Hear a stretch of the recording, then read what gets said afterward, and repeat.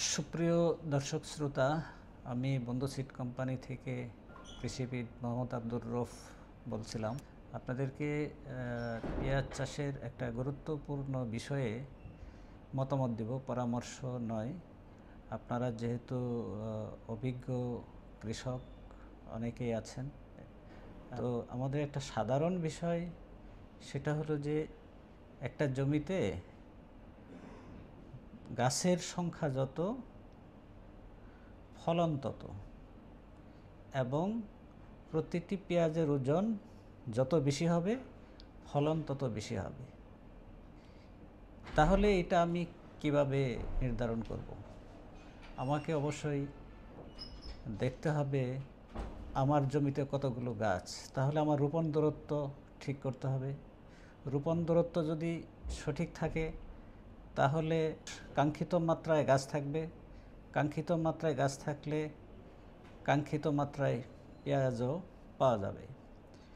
এবং সঠিক দূরত্বে রোপণ করলে এবং সব ধরনের পরিচর্যা যদি ঠিক থাকে, মাটি এবং আবহাওয়া যদি ঠিক থাকে, তাহলে কৃষক কাঙ্ক্ষিত ফলন পাবে। সাধারণত পেঁয়াজ 4 ইঞ্চি, সারি থেকে সারি 4 ইঞ্চি এবং গাছ থেকে গাছ 2.5 থেকে 3 ইঞ্চি দূরত্বে রোপণ করতে হয়। কেউ কেউ সারি থেকে সারি 6 ইঞ্চি, গাছ থেকে গাছ 2.5 থেকে 3 ইঞ্চি এই দূরত্বে রোপণ করে থাকেন। রোপণ দূরত্বটা যত ক্লোজ হবে গাছের সংখ্যা তত বেশি হবে।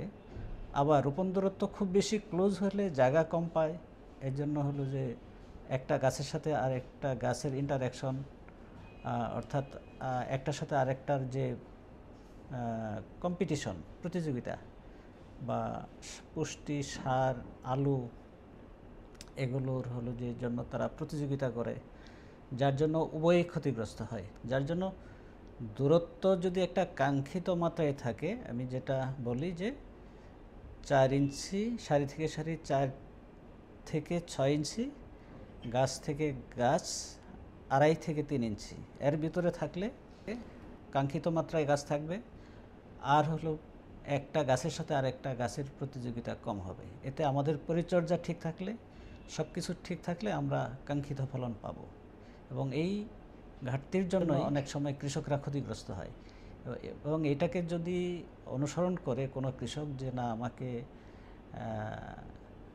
যে সংখ্যক গাছ থাকতে হবে একটা জমিতে, সেই সংখ্যক গাছ আমি নিশ্চিত করব, তাহলেই তিনি এবং ভালো পরিচর্যা যদি করেন, সব কিছুই যদি ঠিক থাকে, তাহলে তিনি ভালো ফলনের আশা করতে পারেন।